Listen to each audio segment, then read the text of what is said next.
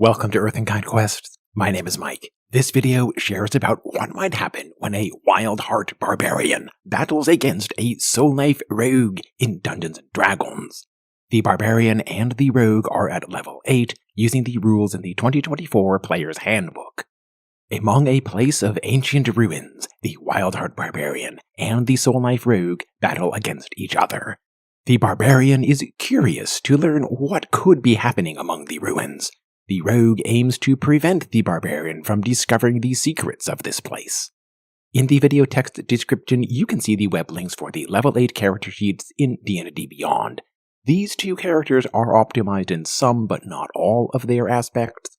They represent the kinds of characters that I expect in a campaign, starting at level 1 and then making choices up through level 8. The human path of the Wild Heart Barbarian is named Anna Mall. She relies on her strength to solve problems, combined with her barbarian rage, reckless attack, and great weapon master feat. Anna Mall feels close with wildlife animals. She can adapt with most natural habitats. The Drow elf Soulknife Rogue is named Gemma Brand. She specializes in secret investigations and espionage missions. During combat, Gemma Brand uses her psychic blades, preferably at a safe range, while attempting to hide or to use protective cover.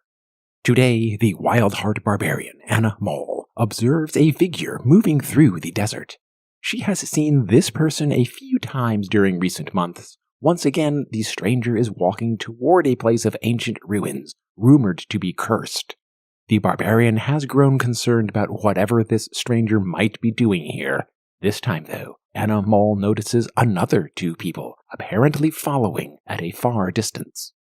The Wild Heart Barbarian approaches a group of lizards. She uses her feature of Animal Speaker to cast Speak with Animals as a ritual.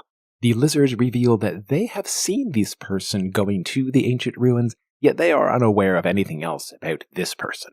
The lizards only just now have noticed the other two people following at a far distance. Unknown to the Barbarian at this time, the person who she saw walking toward the ancient ruins is the notorious draconic sorcerer, Sebastian Drake. Secretly, the sorcerer has been plotting something for a long time. The sorcerer walks into one of the outer structural ruins. Here, another figure steps out from the shadows. She is the Soulknife Rogue, Gemma Brand, waiting here for this clandestine meeting with the sorcerer. Gemma Brand uses an action with her Psychic Whispers feature to start a telepathic link with the sorcerer, lasting for the next 6 hours while within 1 mile of each other. They speak telepathically in a draconic language. Gemma Brand reveals that she acquired another precious gem from among the ruins, holding a fragment of the essence of the dragons who once lived here long ago. The sorcerer pays a generous price for it. The sorcerer, Sebastian Drake, announces that at last all of his preliminary moves have been completed. Now he will enter into the nearby arcane temple to begin the final stage of his grand plot. Soon, an ancient draconic power will be reborn. Meanwhile, Sebastian Drake needs to ask the Soulknife Rogue to perform one more task, specifically to stop or at least to slow down the people who have been following him. 2 of the pursuers are at a far distance right now, another one is much closer. After the sorcerer departs, then the Soulknife Rogue, Gemma Brand, begins her preparations with a stealth skill check. A result of 21 allows the rogue to blend into her environment. Technically, she gains the invisible condition for as long as she will be hidden. Sometime later, the Wild Heart Barbarian, Anna Mall, climbs up to a high point for a clear view of the surroundings. Today, with her Aspect of the Wilds feature, Anna Mall has chosen the Panther option for a climb speed equal to her regular speed. While surveying her surroundings, Anna Mall rolls for a Perception skill check. With a result of 14, the Barbarian notices that the 2 distant figures continue to approach. Another solitary figure has moved inside a large structure that resembles an arcane temple. The perception check of 14 is not high enough to notice that someone else is hiding nearby. Gemma Brand exploits this opportunity to attack the Barbarian. The 2 characters roll for initiative. Both the Barbarian and the Rogue gain the bonus of the Alert feat. Ordinarily, the Barbarian would roll with advantage due to her Feral Instincts feature, but the advantage is cancelled by the disadvantage of being surprised by the hidden rogue. Moreover, the rogue in this case rolls with advantage due to the invisible condition while being hidden. The Wildheart Barbarian rolls 7, the Soulknife Rogue with advantage rolls 18. In round 1, the Soulknife Rogue, Gemma Brand, emerges from her hiding place while throwing a Psychic Blade at the Barbarian. She will lose the invisible condition, but it still applies for granting advantage to this first attack roll. A result of 23 hits against the Barbarian's armor class of 15. With the Rogue sneak attack, the Barbarian suffers 23 psychic damage, but 1d6 of the sneak attack is being withheld for now. The Vex Weapon Mastery grants advantage on the Rogue's next attack roll against the Barbarian. Gemma Brand withheld 1d6 of her sneak attack, now expended for the option to withdraw, allowing immediately to move half of her speed without opportunity attacks. She climbs and leaps along the edge of the structural ruins, requiring an acrobatics skill check. Given the Rogue's reliable talent feature, a d20 roll lower than 10 is treated as a 10 plus the modifier, automatically becoming 21. As a bonus action, Gemma Brand uses her Cunning Action feature to hide. She rolls for a stealth skill check. Once again, with the reliable talent feature, the result cannot be lower than 21. The Wildheart Barbarian, Anna Moll, knows that the rogue attacked from the adjacent rooftop. With a running start, she leaps 20 feet across the gap. Anna Moll searches for where the rogue may be hiding. She rolls a perception skill check. With a result of 18, she cannot identify the rogue's current location. Using an interaction with an object, the Barbarian equips a javelin in one hand while resting her maul in her other hand. As her action, Anna Moll prepares a ready action to attack with her javelin at the first hostile creature that will appear within range. In round 2, the Soulknife Rogue, Gemma Brand, moves along the side wall of the building. She moves only at half of her speed while climbing. She happens not to enter into a line of sight with the Barbarian, and therefore the ready action is not triggered to attack with the javelin. As a bonus action, Gemma Brand attempts to hide. A stealth skill check of 24 indicates an effective hiding place. As her action, the Soulknife Rogue prepares a ready action to attack with her Psychic Blade whenever the Barbarian will appear within range. The Wildheart Barbarian, Anna Moll, knows that her opponent must be somewhere in the lower position of these ruins, probably at the ground level. She uses her climb speed to move downward. Without her rage active at this time, the Barbarian's maximum possible perception check of 23 cannot detect the hidden rogue with a stealth check of 24. As a reaction, Gemma Brand unloads her ready action with her Psychic Blade. She rolls with advantage due to the invisible condition of being hidden. A result of 26 hits the target. The attack produces 19 psychic damage, including all but one of the d6 of the Rogue's sneak attack. It adds the Vex Weapon Mastery. Due to withholding 1d6 from the sneak attack, Gemma Brand immediately moves half of her speed with her withdraw option without provoking opportunity attacks. She wants to move out from her currently constrained space. The Wildheart Barbarian, Anna Moll, continues with her turn. As a bonus action, she enters into her rage, using the Eagle option to dash and disengage now and during her next turns while the rage remains active. With this extra movement of the rage, Anna Moll reaches into melee contact with her opponent.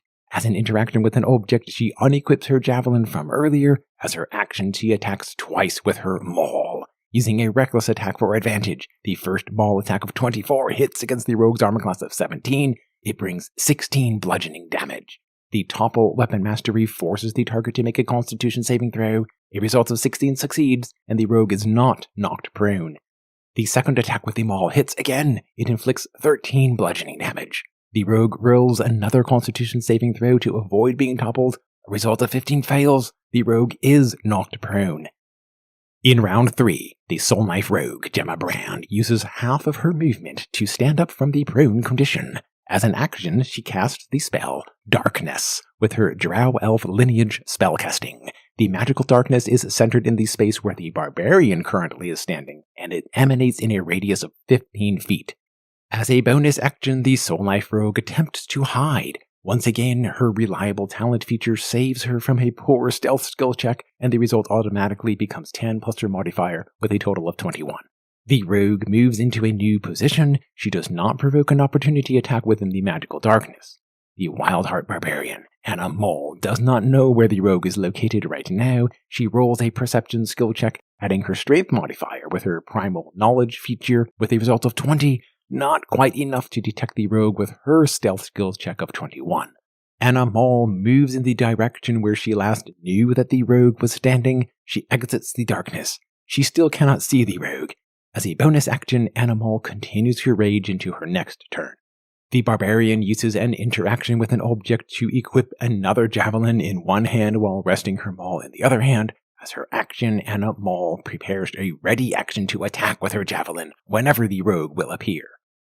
In round 4, the Soulknife Rogue, Gemma Brand, emerges from the darkness, making one Psychic Blade attack at the Barbarian. The rules are difficult for me to interpret about the order of what happens here. In this case, I am allowing for the rogue to attack first while breaking out from her hidden position with the invisible condition, and then the attack can trigger the Barbarian's ready action with the javelin.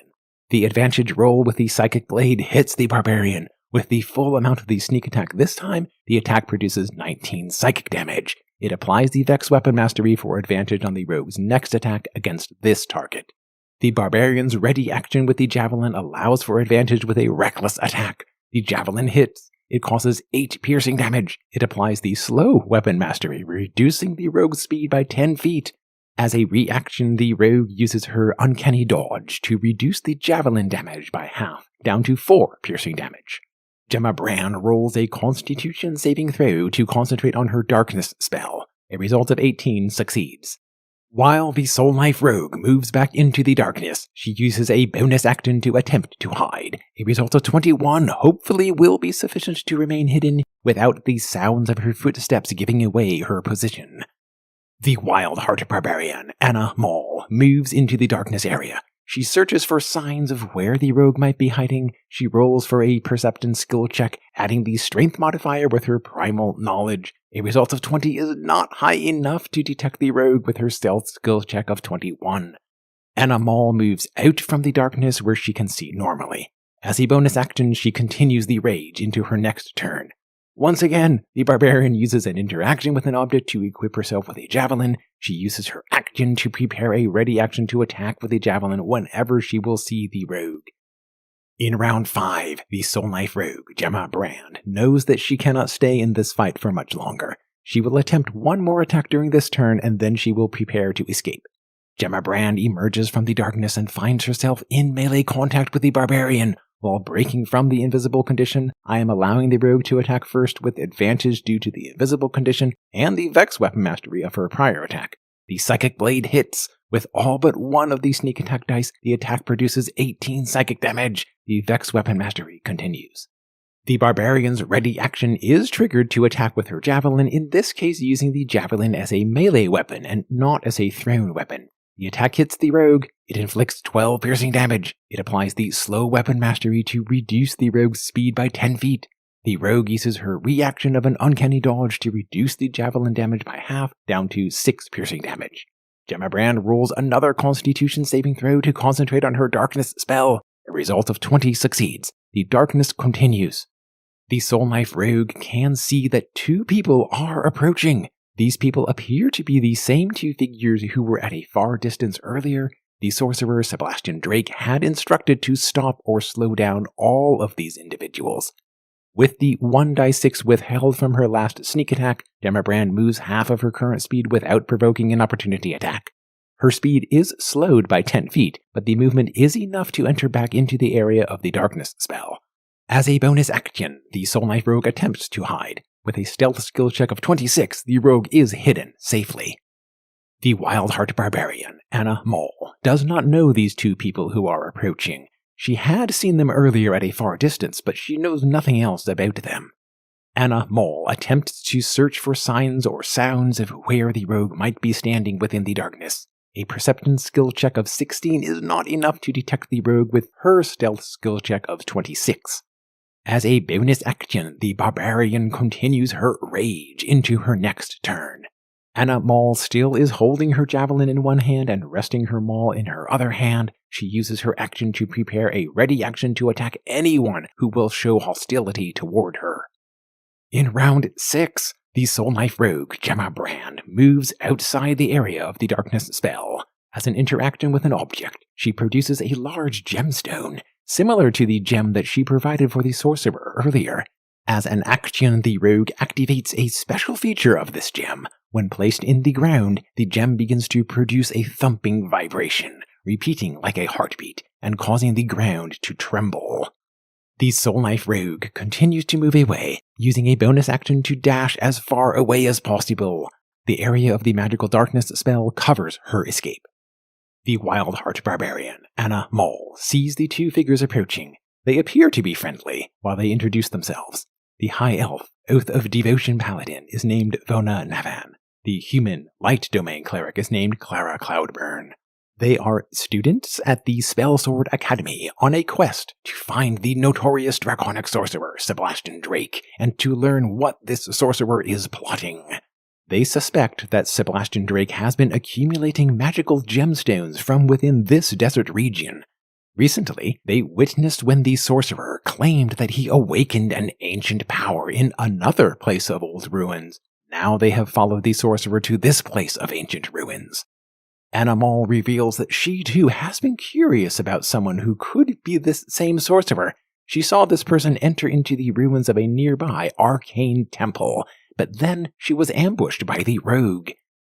Currently in a hidden location, Gemma Brand uses her Psychic Whispers feature to communicate telepathically with the sorcerer, Sebastian Drake. The Soulknife Rogue is in the process of slowing down and weakening the three adventurers who are approaching. She will need more time.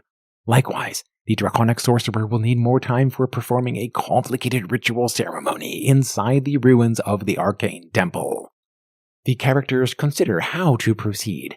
Meanwhile, the nearby magical gemstone continues to produce the thumping vibrations into the ground, very likely attracting the attention of one of the gargantuan sandworms that lives beneath the ground of this desert.